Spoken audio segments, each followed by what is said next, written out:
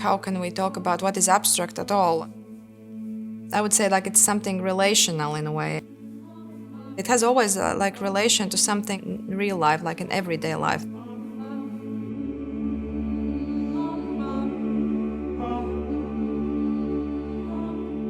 The inspiration comes from what I see, how I merge things. It can be also really like everyday situation. Some kind of tomato growing in the garden, how it changed in one evening. And the perception of the horizon at the seaside, I guess, or the consistency of the oil paint. I think in every material, like you work, it's possible to find something worth thinking of that can lead somewhere.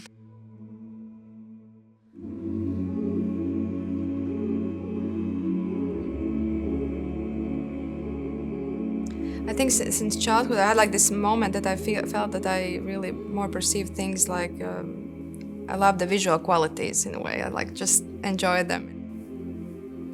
And I think that's something that I understood, that the perception and also working with the paint already since I remember myself was also like a way of thinking for me, or like way of forming something like that was always important. My name is Amanda Ziemele, and yeah, I'm a painter. My aim is basically to gain some kind of knowledge that I didn't have before. And I can gain it only because of the material, because of the process with working with that. And then the questions arise. The result as such is not so important in a way if it's not about the looks, it's not about how it's going to look at the end. It's sort of more or less how can you really work with the materials. As humans, we are sort of not fixed, but we are very like the language defines us in a way, like it's something that's very important for us, like in a way of thinking, like we can't think without it, not possible anymore. The qualities that I actually like also, like when working with the field of visual art, is that I don't have the necessity to really translate them directly. There's something that it opens like a different space. It opens the associations at one point, but then also it has like how the information can be actually, like the information or like a meaning or like intention can be really translated into material is something that interests me.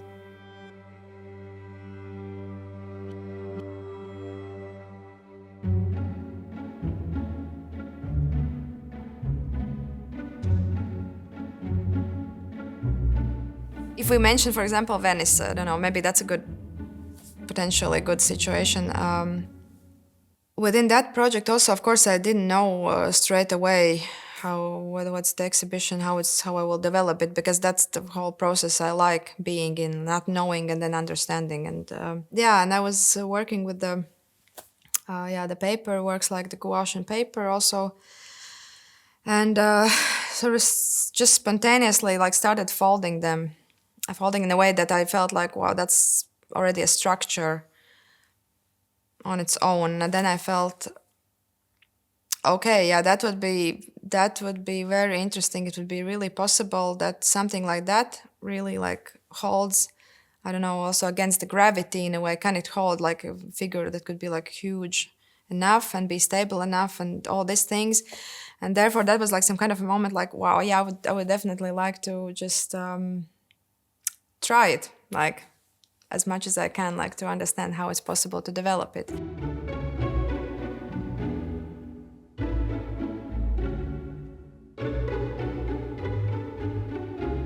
Developing each of them, it was the figure itself also gives some kind of hints, and then in a way I'm just helping to form like it's what is necessary in a way, and it has already like some kind of given attitude or something that it is already within the form, and sort of like what could be the most precise way also to show it, what is needed, what could be done. And so they are like independent beings with their own existence in the space.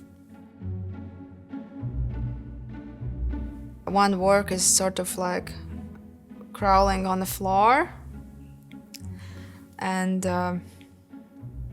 then you think like, where is it going, maybe?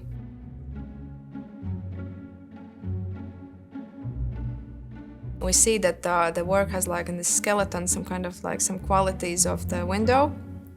And of course that's the place where the light goes through also, and that's the place that you can really have a look and see what happens outside. Or like there would be reasons why should you go.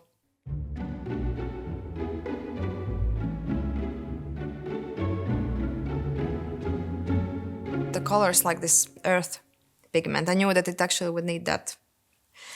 But the thing that were in my mind was also like the feeling that of a tongue in a way.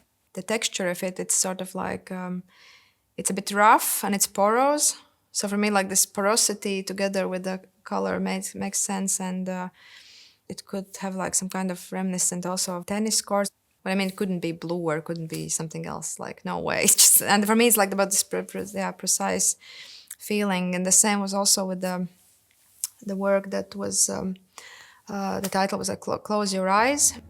The nickname, it was Tired One, because it was, you know, it's, in a way it was like all the time collapsing and having this moment that it tries to stay open, but it's actually a bit tired.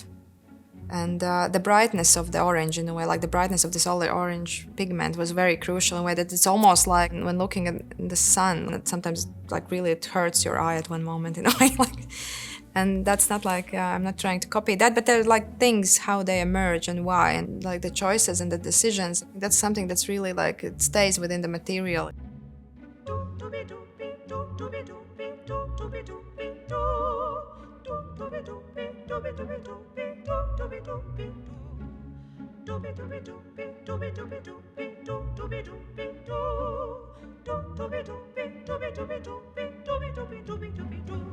The feeling I have when I sometimes just see viewers perceiving the artworks, it's sometimes it takes more time to get to know them better.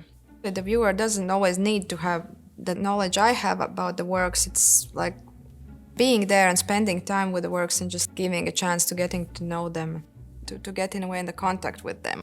Those common moments that you share together, I think they're really worth it. Yeah, I think that's the most important thing.